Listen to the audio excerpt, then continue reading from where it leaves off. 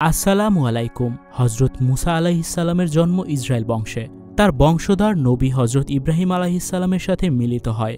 তিনি হজরত ইব্রাহিম আলাইহিসসালামের দৌহিত্র হজরত ইয়াকুব আলাইহিসসালামের অধস্তন বংশধর। হজরত ইয়াকুব আলাইহিসসালামের উপাধি ছিল ইসরায়েলুল্লাহ, তাই তার পরবর্তী বংশধর বনি ইসরায়েল নামে ইতিহাসে প্রসিদ্ধ হয়। হজরত মুসা আলাইহিসসালামের পিতার নাম ইমরান। নিশ্চয়ই আল্লাহ সুবহানাহু ওয়া তাআলা মুসা ইবনে ইমরান আলাইহিসসালামকে আমাদের নবী মুহাম্মদ সাল্লাল্লাহু আলাইহি ওয়াসাল্লামের ব্যাপারে বলেছিলেন। তাওরাত নাজিল হওয়ার সময় মুসা তার রবকে বলেছিলেন, হে রব, আমি দেখতে পাচ্ছি যে তাওরাতে লেখা আছে যে এমন একটি উম্মাহ আসবে যাদের পেটে এক লোকমা খাবার আটকে গেলেও আপনি তাদেরকে ক্ষমা করে দিবেন, কারণ তারা বিসমিল্লাহ বলে খাবার খেতে শুরু করে আর খাবার শেষে আলহামদুলিল্লাহ বলে। হে আমার রব, আপনি আমার উম্মাহকে সেই উম্মাহ বানান।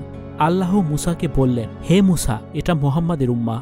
মুসা তার রবকে বলেছিলেন, হে আমার রব, তাওরাতে লেখা আছে এমন এক উম্মাহ আসবে যাদের মধ্যে কেউ একজন যদি একটি গুনাহ করতে উদ্যত হয়, তারপর আপনার ভয়ে তা থেকে বিরত হয়, তাহলে আপনি সেটাকে তার জন্য একটি ভালো কাজ হিসেবে লিপিবদ্ধ করেন। হে আমার রব, আপনি আমার উম্মাহকেও সেই উম্মাহ বানান।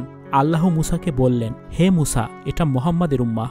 মুসা তার রবকে বলেছিলেন, হে আমার রব, আমি দেখতে পাচ্ছি যে তাওরাতে লেখা আছে এমন এক উম্মাহ আসবে যাদের মধ্যে কেউ একজন যদি একটি ভালো কাজ করার নিয়ত করে কিন্তু সেটি সম্পাদন না করে, তাহলে সেটাও তার জন্য একটি ভালো কাজ হিসেবে লিপিবদ্ধ হয়, আর সে যদি কাজটি সম্পাদন করে তাহলে তার জন্য 10 থেকে শুরু করে 70 গুণ পর্যন্ত ভালো কাজ হিসেবে লিপিবদ্ধ হতে পারে।